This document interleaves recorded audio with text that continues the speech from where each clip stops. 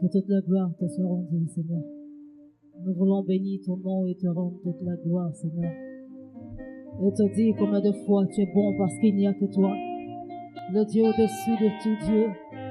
Je veux en ce matin te dire merci, Seigneur, pour la vie que tu nous as donnée. Je veux te dire merci, Seigneur, pour le souffle de vie que nous ne méritons pas. Je veux te dire merci, Seigneur, parce que sans toi, nous ne sommes rien.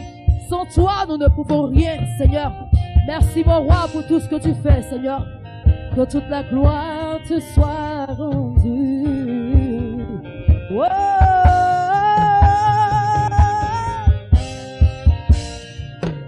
Nous disons main levée, main levée.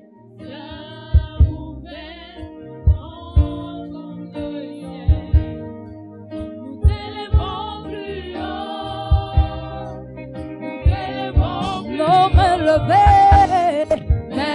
levées, car ouvert, grand comme le ciel. Nous t'élevons.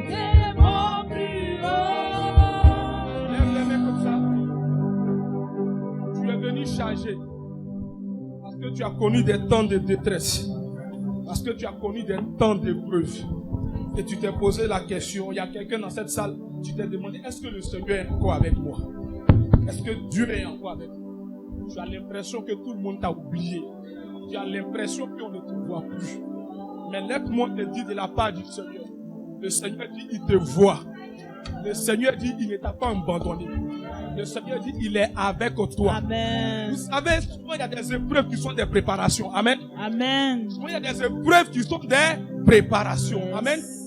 Des épreuves qui sont des préparations. Amen. Quand tu regardes le ministère de Moïse, il a été préparé pendant 80 ans. Pour un ministère de combien?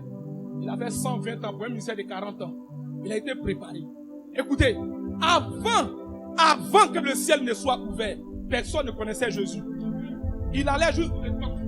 Il parlait, les gens pouvaient regarder. Il parlait. Il était parti faire sa destinée naturelle comme charpentier.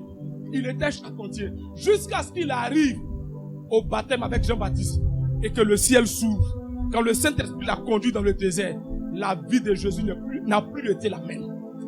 La vie de Jésus n'a plus été la même. Je déclare ce matin qu'après ce temps, ta vie ne sera plus la même. Amen. Ta vie ne sera plus la même. Amen. Parce que tu vas recevoir, tu as reçu l'Esprit, mais tu vas recevoir la force de Dieu qui va t'accompagner. Amen. La Bible dit que Jésus-Christ a été oint de l'Esprit et de la force de Dieu. Et les témoignages, les miracles l'accompagnaient. Écoutez, il y a des temps de préparation. Tu as l'impression qu'on ne parle pas de toi. Tu as l'impression que personne ne se soucie de ta préoccupation. Quand tu es là, souvent, tu as des idées bizarres dans la tête. Tu dis, mais est-ce que je suis dans une famille? Personne ne s'occupe de moi. Écoute-moi très bien. Ne laisse pas le diable te distraire. C'est Dieu qui est en train de te préparer. Le Seigneur est en train de te préparer. À ceux qui doivent transporter une grande grâce de Dieu, ils passent par des moments difficiles. Ils passent par des moments difficiles. Ils passent par des moments difficiles. Écoute-moi très bien. Ça arrive dans la vie de tout le monde. Je me souviens de ce moment où je pleurais et je disais à Dieu, mais Seigneur, jusqu'à quand les épreuves vont prendre fin? Les épreuves étaient tellement sur moi. Le Seigneur m'avait connecté à quelqu'un. Et ce quelqu'un, il a dit, un matin, Dieu m'a dit de faire telle chose pour toi. Il lui a dit non, va réfléchir. Moi, je ne suis pas dans l'affaire de Dieu m'a dit de faire telle chose. Il ne faut pas agir par émotion. Va réfléchir. Il faut être sûr que c'est Dieu qui t'a parlé. Il ne faut pas venir, non. C'est vrai que je suis dans les difficultés, mais je ne compte pas sur toi. Je compte sur le Seigneur. Il dit non, parce que Dieu, je te dis, le Seigneur m'a mis à cœur de payer ta maison. Il dit, tu dis quoi? Il dit, le Seigneur m'a mis à cœur de payer ta maison. Il dit, mon ami, il ne faut pas faire ça, il faut laisser. Et écoute-moi très bien. Le monsieur, le mois fini, je vois, il est en France, je vois où est-ce que c'est le mien. Je lui ai dit, mon ami, il ne faut pas agir par émotion. Il ne faut pas m'habituer à ça. Et puis à un moment donné, je fais mes calculs ailleurs et tu vas me mettre dans les difficultés. Un matin, ce qui va se passer. Le petit a perdu son boulot brusquement.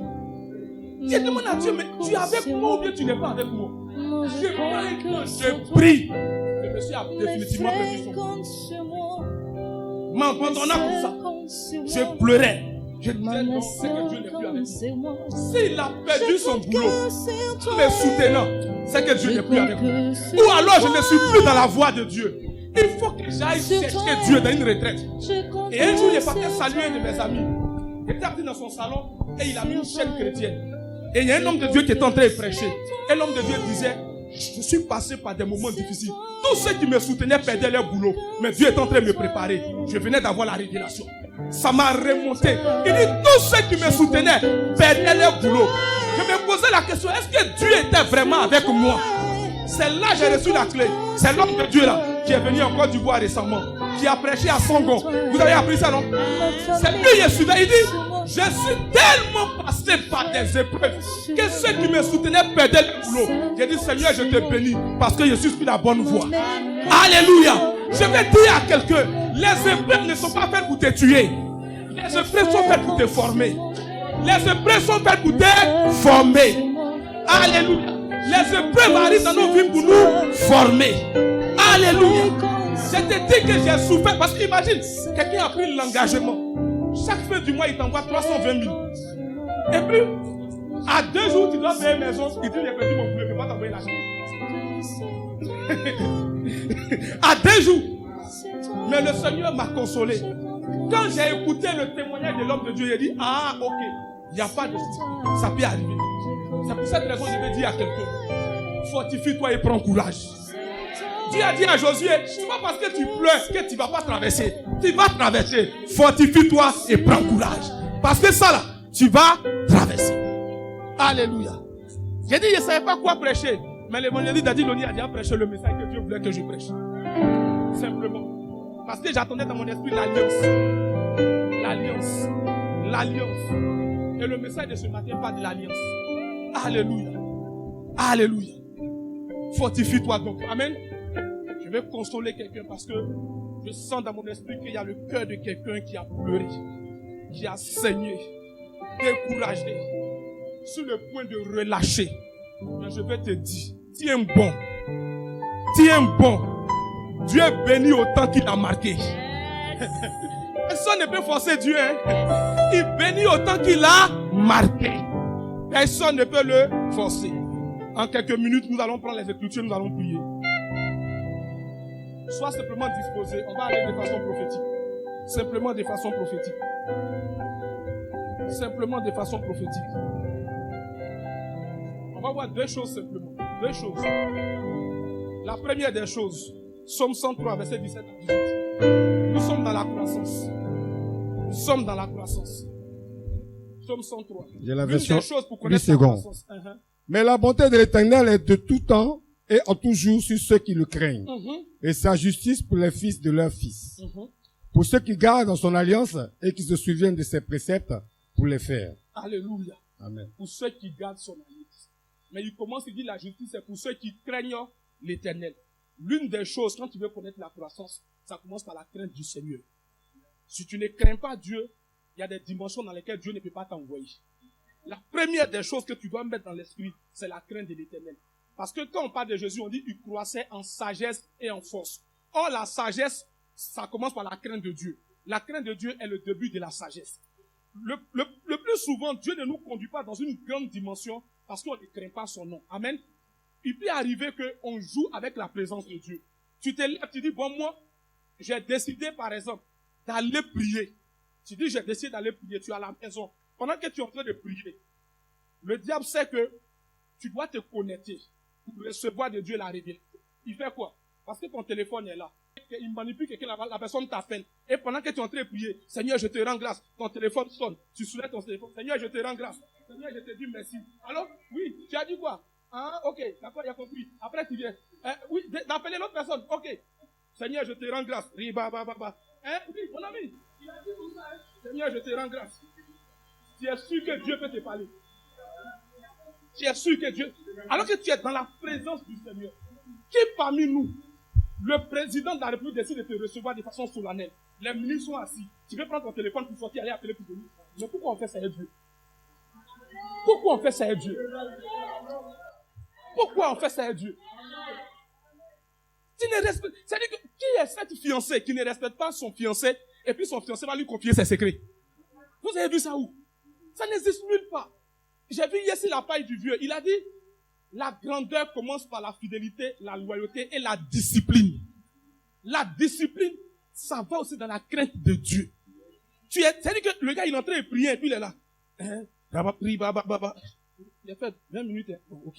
Dans 10 minutes, il est parti. Tu n'es pas en train de prier, il faut arrêter la prière. Parce que tu ne respectes même pas la présence de Dieu. Le Seigneur, il est au-dessus de tout. Ton patron ne peut pas te parler puis tu as fait comme ça. Patron, oui, tu as dit quoi? Eh, patron, ça fait 10 minutes en train de poser. Hein. Tu es sûr que tu peux faire? Parce que tu penses que c'est lui qui te paye. C'est parce que Dieu a mis dans son cœur qui t'a pris. Si le Seigneur n'avait pas décidé, il ne t'aurait pas pris. Parce que certainement, tu n'es pas le plus intelligent. Mais Dieu a décidé qu'on te prenne. Ça veut dire qu'il faut respecter sa présence. Le Seigneur honore ceux qui l'honorent. Il dit, j'honore ceux qui m'honorent. Le temps que tu prends, dans la distraction, tu es en train de t'éloigner de Dieu sans t'en rendre compte. Sans t'en rendre compte. Je connais un monsieur, quand il doit aller prier, il dépose son téléphone. Il va, il se lave, il se reste, il met son parfum. Il dit, je m'en vais rencontrer le roi des rois. Et puis il se met à genoux, sa chaise est là. Courbé, il peut rester comme ça du matin jusqu'au soir. Mais quand tu vois comment Dieu l'utilise, toi-même tu es content. Mais il a payé le prix. Il s'en fout de tout ce qui se passe. Il s'est dit que ce que je dois avoir, Dieu a déjà prévu que j'ai. C'est pas parce que mon téléphone est fermé que je vais perdre. Mais on peut voir des gens qui sont en train de prier, puis Dieu est sur le téléphone, c'est dit. Ou bien si c'est à l'église même, c'est bon. Parce qu'à l'église, on peut dire, bon, quand même, on dit quand même un peu. Mais souvent, même à l'église, même, il a un pied comme ça, et puis un pied est déjà dehors. Son sac est comme ça. Ils n'ont qu'à dire Amen, il est parti. Ils n'ont qu'à dire Amen, il est parti. Est-ce que tu penses que tu fais du mal au Seigneur? C'est toi tu vois, hein? C'est toi tu vois. On confie des secrets à une personne à qui on a confiance. Une personne qui est intime. Parmi nous ici, il n'y a pas quelqu'un qui va dire que, comment on appelle ça? Il aime une femme, ou bien il aime un homme, et puis les deux sont assis. Pendant que le monsieur est en train de mettre la femme en train de parler sur le téléphone. Allô? Oui, allô? La femme est capable de jeter ton téléphone, mais le monsieur est capable de jeter ton téléphone. Ou bien de te lever pour dire, bon, comme ton téléphone là, il faut aller sur ton téléphone. N'est-ce pas? Imaginez Dieu. Nous allons aller en eau profonde en 2027. Il faut que tu essaies de revoir ça. Alléluia. Première des choses que je voulais te dire. La deuxième des choses, on va prendre notre Bible dans le livre de Genèse déjà. Genèse 12, versets 7 à 8. Et le Cananéen était alors dans le pays. Et l'Éternel apparut à Abraham et dit, je donnerai ce pays à ta sémence. Et Abraham bâtit là un autel à l'Éternel qui lui était apparu. Et il se transporta de là vers la montagne à l'orient de Bethel. Et tendit sa tente, ayant Bethel à l'occident et Haï à l'orient. Et il bâtit là un autel à l'Éternel et invoqua le nom de l'Éternel. Alléluia. Amen. Donc, Abraham a bâti là un autel. Dans ce qu'on vient de voir, on a vu la crainte et l'alliance, n'est-ce pas? La croissance aussi fonctionne par l'alliance. L'alliance est un moyen pour nous de connaître la croissance. Dans le passage ce matin que l'évangéliste nous a lu, elle a dit quelque chose. C'est-à-dire que Dieu a mis Abraham à l'épreuve. Abraham n'avait pas eu d'enfant depuis longtemps. Et Dieu va le mettre à l'épreuve. Mais c'est à partir de là que le Seigneur a tissé avec Abraham une alliance éternelle. N'est-ce pas? C'est à partir de cette épreuve où Dieu lui a demandé d'envoyer son fils. Bon, le Seigneur lui a dit d'aller sacrifier. Dieu n'a pas dit, va être ton fils pour aller me sacrifier. Il n'a pas dit forcément d'aller le tuer. Il dit d'aller le sacrifier. Donc c'est Abraham qui est arrivé là, a voulu tuer l'enfant et Dieu lui a dit, donc maintenant je vois. N'est-ce pas? Il a donné ce qui lui coûtait cher. Écoutez-moi. Il y a des épreuves dans lesquelles tu es, puis ça perdure. Il faut que tu saches que la chose qui peut te faire sortir dedans, c'est ton sacrifice. C'est l'alliance. Parce que le sacrifice change la saison. La Bible dit, regardez, est-ce que vous avez bien écouté le passage que le pasteur Josué a lu dans Exode? Il dit, ce mois sera pour vous le premier des mois. Parce que chacun doit prendre un agneau et l'immoler. À partir du moment où ils ont immolé l'agneau, c'est-à-dire ils ont offert à Dieu un sacrifice, la saison a changé. Toutefois que tu offres à Dieu un sacrifice, tu changes ta saison. Tu constates qu'il y a une difficulté dure, une épreuve dure. Lève-toi un matin. Prends quelque chose qui t'est cher. Parle, tu dis, Seigneur, à partir de ce sacrifice, je vais changer ma saison. Tu viens, tu déposes à l'autel, tu as fini de parler au Seigneur. Ce qui te tient à cœur, tu vas voir comment Dieu va changer ta saison. Amen. C'est par le sacrifice, c'est par l'alliance qu'on change des saisons. Je vais juste m'arrêter là. J'espère que tu as compris.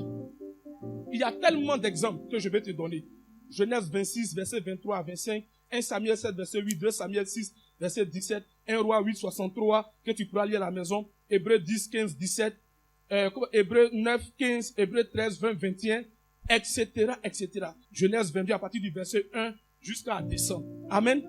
Regarde, quand Abraham a fait, voici ce que Dieu dit. Je te comblerai de bénédictions. Je multiplierai ta descendance. Et je te rendrai aussi nombreux que les étoiles du ciel. Et que les grains de sable au bord de la mer. Ta descendance dominera sur tes ennemis. Donc, il dit, à partir de ce sacrifice, Dieu a commencé à le multiplier. Amen.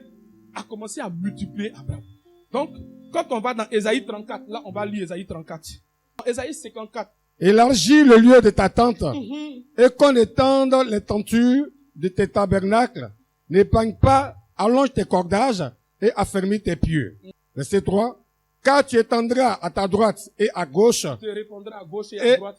et ta sémence possédera les nations, et fera que les villes désolées seront habitées. Alléluia. Amen. Vous voyez, ici, là, Israël est dans une situation de stérilité. Une situation où ils ont été réduits, où le Seigneur les a soumis à leurs ennemis. Et le Seigneur vient puis leur donner une parole. Il dit, élargis tes portes. Parce que les gens vont venir de partout. Élargis tes portes. C'est-à-dire que Dieu, dans la sécheresse, Dieu voit une multitude. Dans la sécheresse, Dieu voit l'abondance. Donc, la parole précède l'action. Amen. Donc, Amen. Dieu donne la parole. Vous dit, à partir de cette parole, les gens vont venir de partout. Amen. À partir de cette parole, vous allez vous élargir. Amen. Je vais dire à quelqu'un ce matin, à partir de ce moment, de la parole qui a été donnée, la croissance à tous égards, tu vas commencer à t'élargir. Alléluia. Tu vas commencer à t'élargir. Alléluia. On va se lever simplement. L'Éternel dit, élargis le lieu de ta tente, et qu'on étende les courtines de tes pavillons, n'épargne rien. Allonge tes cordages, et fais tenir ferme tes pieux. Car tu te répandras à droite et à gauche, et ta postérité possédera les nations, et rendra habiter les villes désertes. Ne crains point, car tu ne seras point honteuse, ni confuse, et tu ne rougiras point. Mais tu oublieras la honte de ta jeunesse, et tu ne te souviendras plus de l'opprobre de ton veuvage. Alléluia. Car ton mari est celui qui t'a fait. L'Éternel des armées est son nom, et ton rédacteur est Alléluia. le Saint d'Israël. Tu vois? Donc vous voyez ce que le Seigneur dit. Pendant qu'Israël est en train de pleurer, Dieu voit une multitude déjà. Donc pendant que toi tu es dans la situation, Dieu a déjà vu ta bénédiction. Et il te dit, ne crains point. Parce que cette bénédiction, tu vas la posséder, que tu le veuilles ou pas. Alléluia. Nous allons faire quelque chose. On va s'attraper les mains en formant 12 groupes de 12 personnes. Écoutez bien l'instruction, s'il vous plaît. 12 groupes de 12 personnes. Vous choisissez le chef de ces 12 groupes. Et chaque chef doit attraper 12 000 dans sa main. Chaque chef doit attraper 12 000 dans sa main. Si ton voisin n'a pas, arrangez-vous à ce que chaque groupe ait les 12 000. Je vais t'expliquer quelque chose. C'est quel groupe qui a besoin?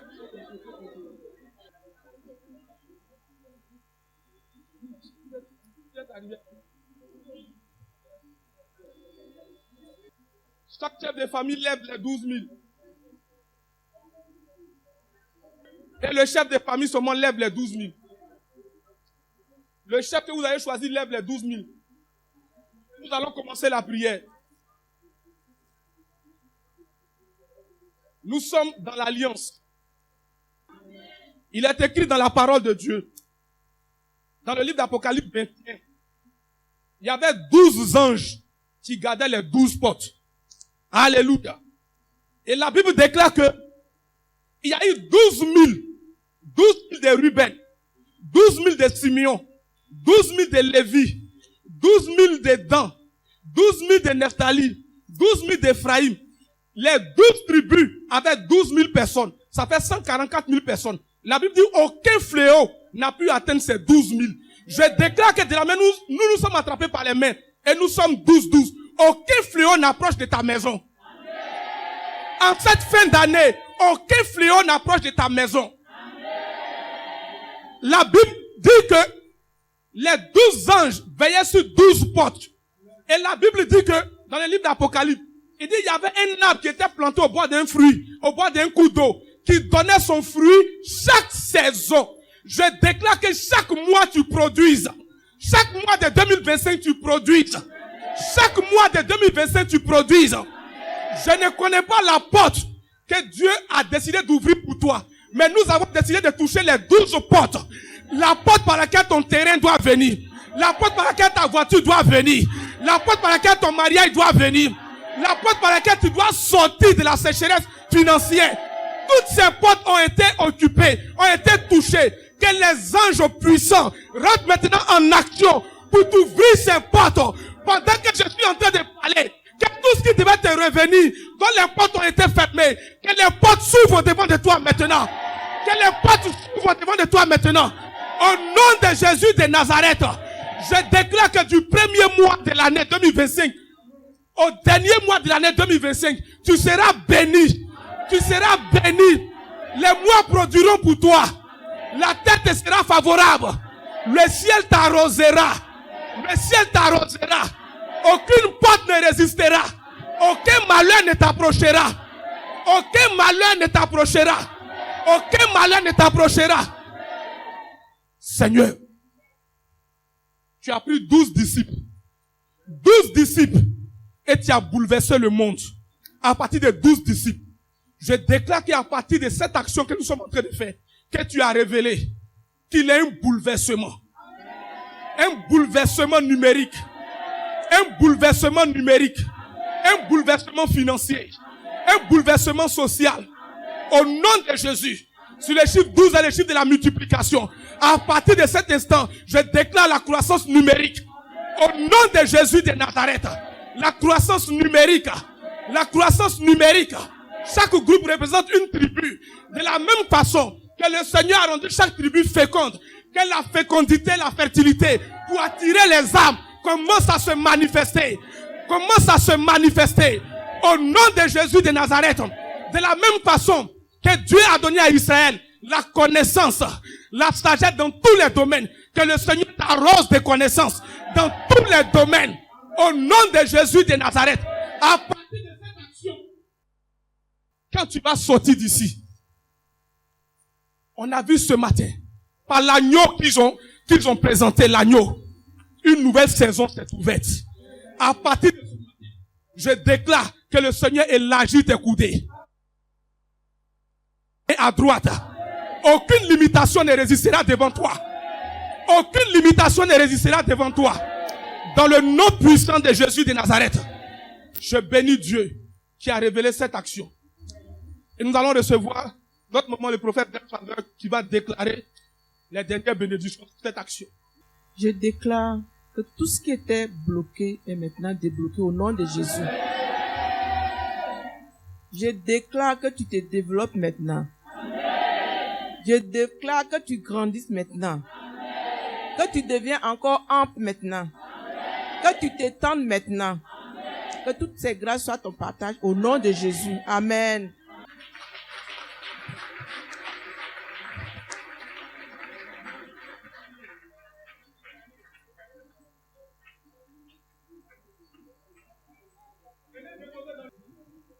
Alléluia.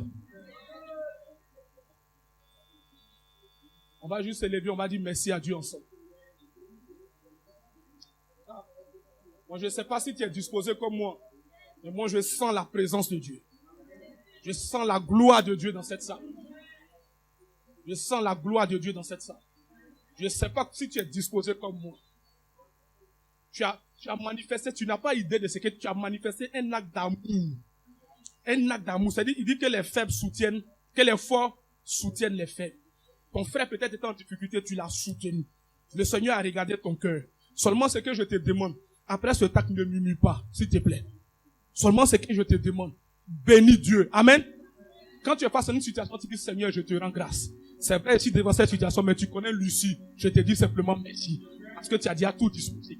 Dans le nom de Jésus, Nazareth. Lève les mains et commence à dire merci à Dieu simplement. Dis simplement merci à Dieu. Dis simplement merci à Dieu. Nous voulons juste te dire merci.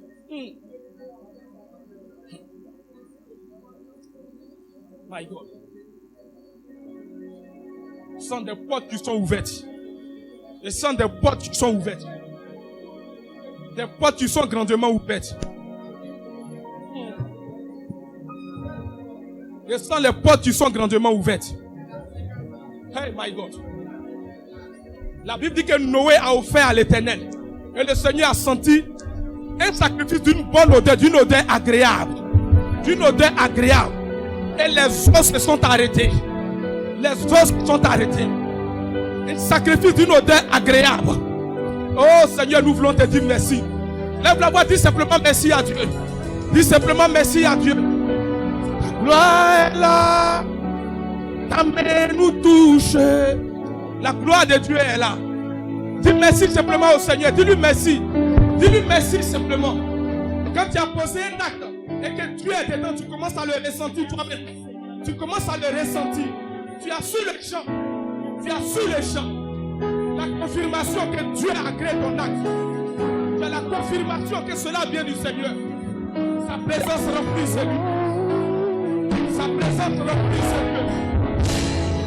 Sa présence remplit ce lieu. Ta gloire est là. Ta main nous touche. Ta main nous touche.